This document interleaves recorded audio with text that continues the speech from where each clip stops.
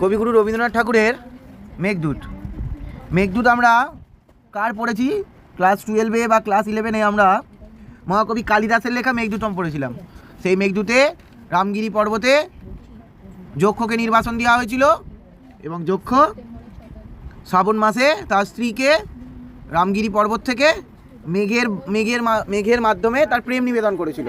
তো বৃষ্টি আকারে মেঘ তার স্ত্রীর কাছে গিয়ে সে তার কুশল জানিয়েছিল, সে কেমন আছে বা সে কী অবস্থায় রয়েছে।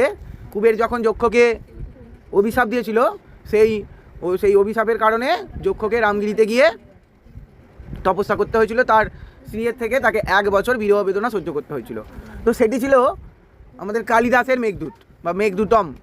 আমরা পড়ব আজকে কবিগুরু রবীন্দ্রনাথ ঠাকুরের মেঘদূতম। মেঘদূতম প্রবন্ধটি 1298 খ্রিস্টাব্দে সাহিত্য পত্রিকায় প্রথম প্রকাশিত হয় এবং প্রাচীন সাহিত্য গ্রন্থের অন্তর্ভুক্ত এই প্রবন্ধটি। এই প্রবন্ধে রামগিরি হইতে হিমালয় পর্যন্ত ভারতবর্ষে যে দীর্ঘ এক খণ্ডের মধ্যে দিয়ে মেঘদূতের মান্দাক্রান্তার ছন্দে জীবনস্রোত প্রবাহিত হইয়া গিয়াছে, সেখান হইতে কেবল বর্ষাকাল নহে, চিরকালের মতো আমরা নির্বাসিত হয়েছি। এই সেখানকার উপবনে কেতকীর বেড়া ছিল এবং বর্ষার প্রাককালে গ্রাম চৈত্যে গৃহলিভুক পাখিরা নীর আরম্ভ করিতে মহাব্যস্ত হইয়া উঠেছিল এবং এই গ্রামের মাঠের প্রান্তরে জম্বুবনে ফল পাকিয়া মেঘের মতো কালো হইয়াছিল। সেই দর্শন কোথায় গেল? অর্থাৎ রামগিরি পর্বত থেকে হিমালয় পর্যন্ত আমাদের ভারতবর্ষে যে দীর্ঘ এক খণ্ডের মধ্যে দিয়ে মেঘদূতের মান্দাক্রান্তা ছন্দে জীবনস্রোত প্রবাহিত হয়েছিল, সেখান হইতে কেবল বর্ষাকাল নয়। অর্থাৎ মহাকবি কালিদাসের লেখা মেঘদূতম কাব্যগ্রন্থে নায়ক ছিল যক্ষ, যাকে রামগিরি পর্বতে নির্বাসনে পাঠানো হয়েছিল। সেই রামগিরি পর্বত থেকে সে বর্ষাকালে আষাঢ় শ্রাবণ মাসের মেঘ দিয়ে বা আষাঢ় শ্রাবণ মাসে ঘনীভূত হওয়া আকাশের মেঘপুঞ্জ দিয়ে তার স্ত্রীকে প্রেম নিবেদন করেছিল। যেহেতু সেইটা এর লেখা, কালিদাসের লেখা পুরো গ্রন্থটাই মান্দাক্রান্ত ছন্দে লেখা, ছন্দটার নাম মান্দাক্রান্ত ছন্দ। তোরা অন্য ছন্দের নাম তো শুনেছিস, মাইকেল মধুসূদন দত্তের লেখা কি ছন্দ? মাইকেল মধুসূদন দত্ত কি ছন্দে? অমৃতাক্ষর ছন্দ। তেমনি একটি লেখার ছন্দ হচ্ছে মেঘদূত, যে ছন্দে মেঘদূত কবিতাটা মানে কালিদাস মেঘদূতটাকে যেভাবে লিখেছিল, যে ছন্দে লিখেছিল, তার সেই ছন্দটির নাম হচ্ছে মান্দাক্রান্তা ছন্দ। এখানে রবীন্দ্রনাথ প্রথমেই আগে কালিদাসকে স্মরণ করলো, কালিদাসের মেঘদূত থেকে নেওয়া সেই রামগিরি পর্বত থেকে হিমালয় পর্যন্ত শব্দটিকে ব্যবহার করলো এবং মেঘেদের চিরকালের মতো তাকে যে নির্বাসন করা হয়েছিল, কুবের তাকে তো যক্ষকে নির্বাসন দিয়েছিল রামগিরি পর্বতে, সেই নির্বাসনের ঘটনাটাও এখানে ক্রম অনুসারে সাজানো হলো। সেখানকার উপবনে কেতকীর বেড়া ছিল। সেই উপবন বলতে রামগিরি পর্বতের যে উপবন, সেই উপবনে কেতকী ফুলের বেড়া ছিল এবং বর্ষার প্রাককালে গ্রাম চৈতে মানে গ্রামের মধ্যে গৃহলিভুক মানে গৃহহীন পাখিরা, মানে যারা গৃহহীন পাখিরা নীর আরম্ভ করিতে মহাব্যস্ত হয়ে উঠল। যেহেতু বর্ষাকাল আসার সঙ্গে পাখিদের বাসা ভেঙে যায়, পাখিরা নীরহীন হয়ে পড়ে, তারা তাদের বাসা খুঁজতে ব্যতিব্যস্ত হয়ে পড়ল এবং গ্রামের প্রান্তে জম্বুবনে ফল পাকিয়া মেঘের মতো কালো হইয়াছে। গ্রামের প্রান্ত দেশে যে জম্বুবন বলতে জামরুলের যে গাছগুলো, সেই জামরুল গাছের ফলগুলো পেকে এখানে জামরুল ফলকে কবিগুরু রবীন্দ্রনাথ ঠাকুর মেঘের রঙের সঙ্গে তুলনা করছে। অর্থাৎ মেঘ যখন অন্ধকারে কালো ঘুটঘুটে হয়ে যায়, এখানে কালো জম্বু ফলগুলোকে জামরুল ফলগুলোকে এখানে কবির চোখে সেই জম্বু ফলগুলো মেঘের মতো কালো বর্ণ ধারণ করেছে এবং সেই দর্শন আজ কোথায় গেল? আর সেই বা কোথায়? অবন্তীতে গ্রামবিদ্যাদের উদয়ন। অবশ্য তাহার বিপুলা স্ত্রী বহুল ঐশ্বর্য ছিল, কিন্তু তাহার বিস্তারিত বিবরণে আমাদের স্মৃতি ভারাক্রান্ত নয়। আমরা কেবল সেই হম্মবতয়ন হইতে পুরো বধূদিগের কেশ সংস্কার রূপে উড়িয়া আসিতেছিল, তাহার এইটুকু গন্ধ পাইতেছি। এবং অন্ধকার রাত্রে যখন ভবন শিখরের ওপর পরাবতগুলি ঘুমাইয়া থাকিত, তখন বিশাল জনপূর্ব নগরীর পরিত্যক্ত পথ এবং প্রকাণ্ড সূর্যোক্তি মনের মধ্যে অনুভব করিয়াছি যে এই রুদ্ধদ্বার সুপ্ত সৌধ এবং রাজধানীর নির্জন পথের অন্ধকার দিয়ে কম্পিত হৃদয়ে ব্যাকুল চরণ ক্ষেত্র হইতে অভিসারিণী চলিয়াছে। তাহারই একটুখানি ছায়ার মতো দেখিতেছে এবং ইচ্ছা করিতেছে তাহার পায়ের কাছে নিকষে কনক রেখার মতো যদি অমনি একটুখানি আলো করিতে পারা যেত। অর্থাৎ কবিগুরু এখানে বলছে যখন তার স্ত্রীকে মেঘ দিয়ে প্রেম নিবেদন করেছিল, তার স্ত্রী চুল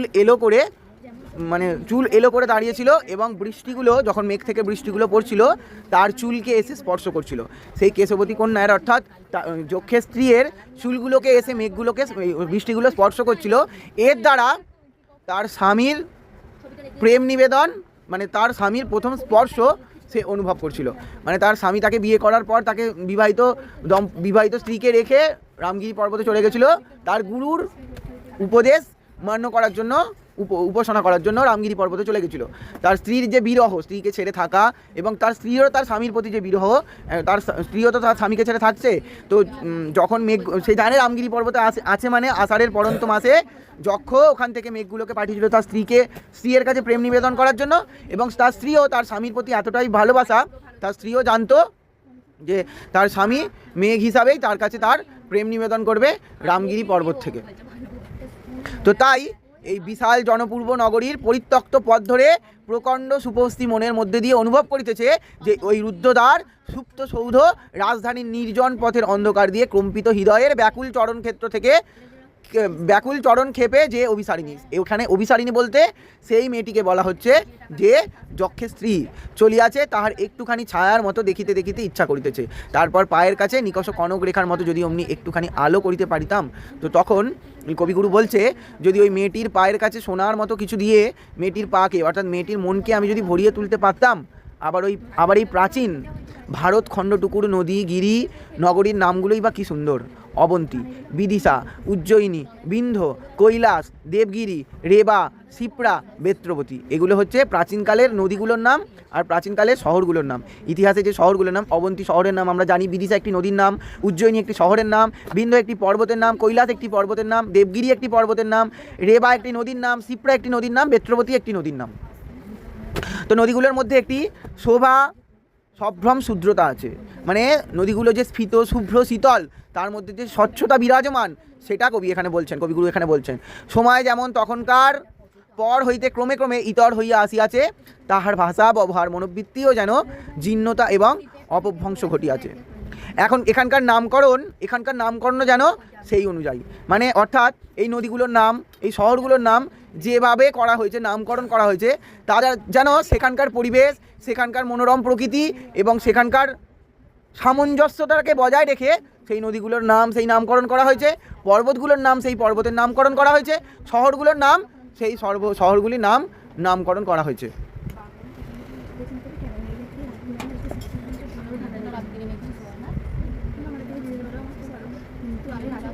তো এখানকার নামকরণ সেই অনুযায়ী। মনে মনে হয় এই রেবা শিপ্রা নির্বিন্ধা নদীর তীরে অবন্তী বিদিশার মধ্যে প্রবেশ করিয়া কোনো পথ যদি থাকিত তবে এখানকার চারিদিকে ইতর কলকাকলি হইতে পরিত্রাণ পাওয়া যেত। অর্থাৎ কবি এখানে বলছে যদি ওই রেবা শিপ্রা নির্বিন্ধা নদীর তীরে যদি অবন্তীর বিদিশার মধ্যে, অর্থাৎ এখানে এই লাইনগুলোকে ছন্দ মিলিয়ে কবি এখানে একটা সুন্দর যোগসূত্র স্থাপন করেছে। কবি বলতে চাইছে সেই যদি ওই রেবা অর্থাৎ একটি মেয়ের নাম, রেবার শিপ্রা দুটি মেয়েকে বোঝাচ্ছে, নির্বিন্ধা নদীর তীরে যদি অবন্তী বিদিশার মধ্যে, এখানে সবকটা তিনি এখানে সব নদীগুলো এবং শহরগুলির নামগুলোকে কোনো মেয়ের সঙ্গে তুলনা করেছে। কোনো তাদের মধ্যে যদি প্রবেশ করিয়া কোনো পথ যদি থাকিত তবে সেখানকার চারিদিক ইতর কলকাকলি হইতে পরিত্রাণ পাওয়া যেত। অর্থাৎ এই রেবার শিপ্রা যদি নির্বিন্ধা নদীর তীরে এসে অবন্তী বিদিশার মধ্যে প্রবেশ করিবার চেষ্টা করিত তাহলে তারা হয়তো এই সমস্ত সমাজ, এই সমস্ত রামগিরি থেকে হিমালয় পর্যন্ত যে কনকাকলি অর্থাৎ যে ডিস্টার্বনেস মানুষের মধ্যে যে কনকাকলি সেইগুলো থেকে হয়তো দূরে থাকতে পারতো, মানে সে মানুষটা হয়তো একা থাকতে পারতো, নিরিবিলিতে থাকতে পারতো। অতএব যক্ষের যে মেঘ নদ নদী নগরীর ওপর দিয়া উড়িয়া চলিয়াছে, পাঠকের বিরহ কাতরতার দীর্ঘ নিঃশ্বাস তাহার সহচর হইয়াছে। অর্থাৎ যক্ষের যে মেঘ রামগিরি থেকে উড়ে গিয়ে তার স্ত্রীর মনে বর্ষণ ঘটিয়েছিল, যদি না এই রামগিরি থেকে তার স্ত্রীর কাছের মধ্যে এই সমস্ত শহর, এই সমস্ত নদীগুলো না থাকতো তাহলে খুব সহজেই সমস্ত বাধা অতিক্রম করে সেই মেঘগুলো এসে তার স্ত্রীর মনে বা তার স্ত্রীর মনে প্রেমের বর্ষা ঘটাতো, যদি না এই নগরগুলো, যদি না এই নদীগুলো কোনো বাধা সৃষ্টি করতো সেই মেঘগুলোর পথে।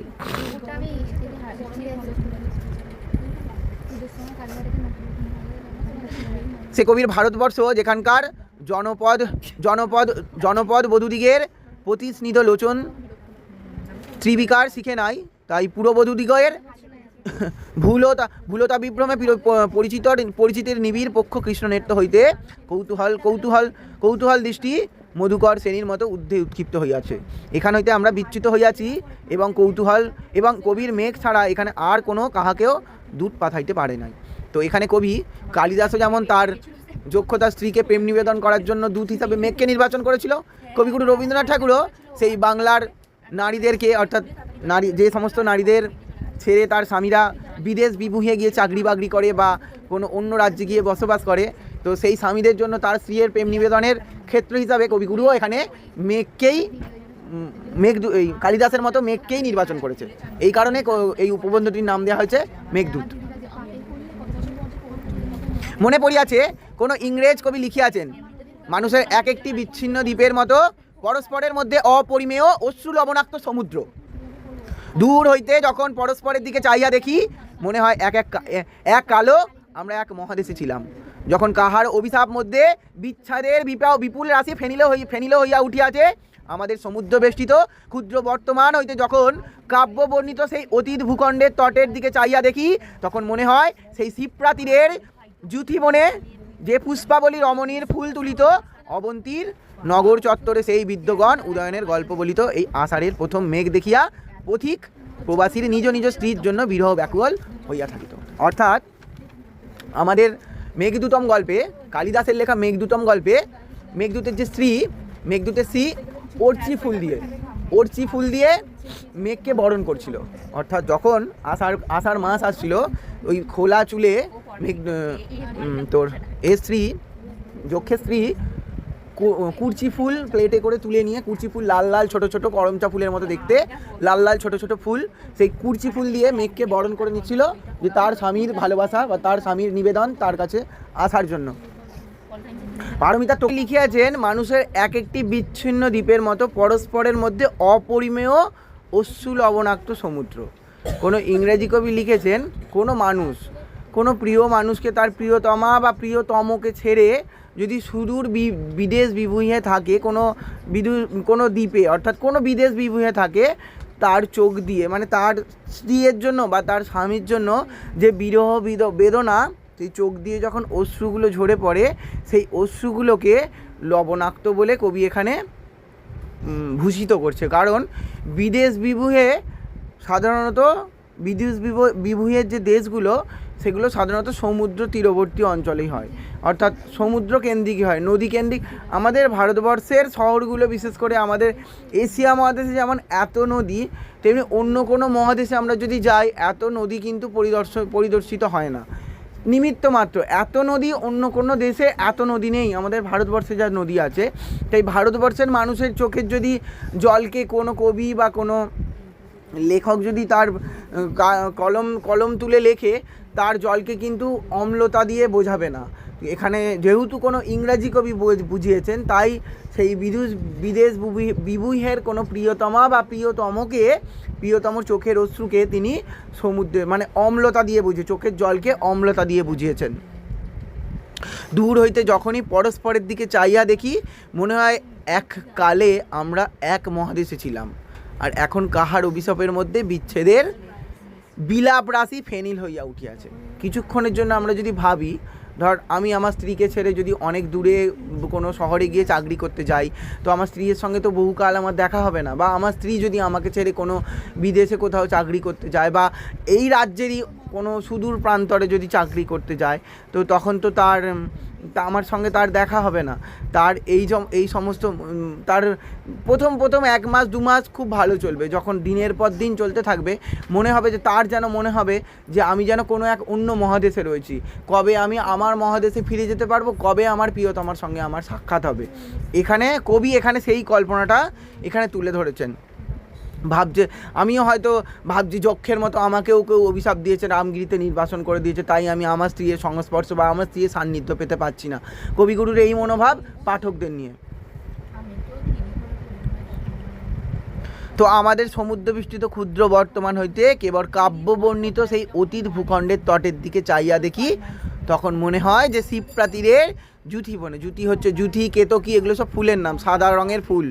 জুথি বনে যে পুষ্পবরী রমণীর ফুল তুলিতে অবন্তীর নগর চত্বরে গিয়ে সেই বিদ্যগণ উদীয়নের গল্প বলিত। অর্থাৎ আমাদের নায়িকা যক্ষের স্ত্রী সে কুর্চি ফুল দিয়ে ওই মেঘকে যে সম্ভাষণ করছিল ফুলের প্লেট সাজিয়ে, তেমনি আমাদেরও মনে হতো যে আমরা প্রবাসী, আমরা তো দেশের বাইরে গিয়ে বিদেশ বুবুইয়ে আমরা চাকরি বাকরি করি, তো আমাদের স্ত্রীরাও ওই রমণীরাও তারা ওই জুথি ফুল তুলে সাজিয়ে মেঘকে সম্ভাষণ করছে যে তার স্বামীর প্রেম পাওয়ার জন্য, মানে স্বামীর পাঠানো সেই মেঘগুলোকে যেন এসে তার চুলের ওপর এসে বর্ষা করে এবং তার স্বামীর স্পর্শকে সে অনুভব করে, এইটা আর কি বোঝাতে চাইছে।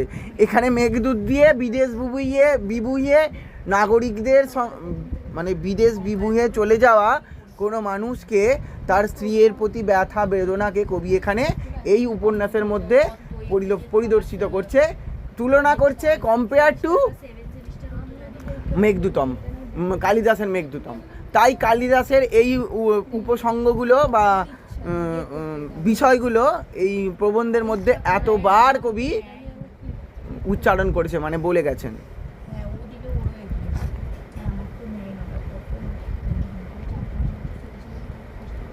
তো আমাদের মধ্যে মনুষ্যত্বের নিবিড় ঐক্য আছে, অথচ কালের নিষ্ঠুর ব্যবধান। কবির কল্যাণে যখন এই অতীতকালে আমরা সৌন্দর্যের অলকাপুরীতে পরিণত হইয়াছি, আমরা আমাদের বিরহ বিচ্ছিন্ন এই বর্তমান মত্তলোক হইতে সেখানে কল্পনার মেঘদূত প্রেরণ করিয়াছি।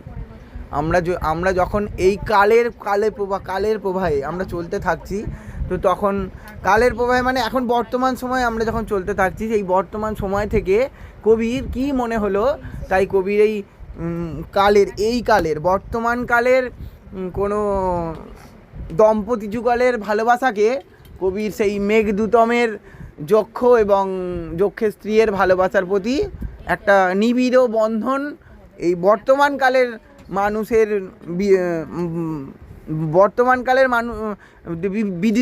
বিদেশ বিভুঁয়ে থাকা কোনো দম্পতির প্রেমের সঙ্গে কবি এখানে তুলনা করছেন। কিন্তু কেবল অতীত বর্তমান নহে, প্রত্যেক মানুষের মধ্যেই অতল স্পর্শ বিরহ, শুধু অতীতে আর বর্তমানের মধ্যেই নয়, প্রত্যেক মানুষই বিরহ কাতর, সবার মধ্যেই এই বিরহ বিষয়টা আছে। আমরা যাহার সহিত মিলিত হইতে চাই, সে আপনার মানস সরোবরের আগম্য তীরে বাস করিতেছে, সেখানে কেবল কাল্পনিক সে কল্পনাকে পাঠানো যায়, যেখানে শরীরের উপনীত হইবার কোনো পথ নেই। সবার মানুষের মনে একটা প্রিয়তমা বা প্রিয়তম থাকে, সবাই তার মানস সরোবর বলতে এখানে সবার সেই মানুষটার মণিকোঠরে সেই মানুষটা বসবাস করে। আমরা চাইলেই সেই মানুষটার সঙ্গে কথা বলতে চাই, বা চাইলেই সেই মানুষটার কি বলবো অনুসঙ্গ পেতে চাই, বা চাইলেই মনে হয় যেন হাত বাড়ালেই সেই মানুষটিকে পেয়ে যাব, কিন্তু ক্ষণিকের জন্য মনে হয় সেটি তো আমাদের কল্পনা। আমাদের মনের মানুষকে আমরা কোনো একটা মানুষকে তো খুব বেশি পছন্দ করি, আমাদের মনে হয় সেই মানুষটা বোধহয় আমাদের কল্পনার জগতে সবসময় আমাদের মনের মধ্যেই নিবেশিত থাকে। আমরা মনে হয় হাত বাড়ালেই বা তার কথা ভাবলেই তাকে স্পর্শ করতে পারবো, কিন্তু বর্তমানটা তো অতটা সহজ নয় যে মনে করলেই সেই লালন বলেছে না, সেই লালনের একটা ভাষা আছে না, কেবল ধরতে গেলে আর পারি না, নাকি ধরতে গেলে আর পারি না, ওইরকম ওই একটা ভাষা আছে না, তা সেই ঘুরে ফিরে সমস্ত কবিদের কল্পনাকেই এখানে রবীন্দ্রনাথ তুলে ধরতে চাইছেন তার মেঘদূতম উপন্যাসের মধ্যে দিয়ে। আরে বাবা ফোন করছি কেন বলতো? হ্যাঁ, গান কোথা থেকে হয়?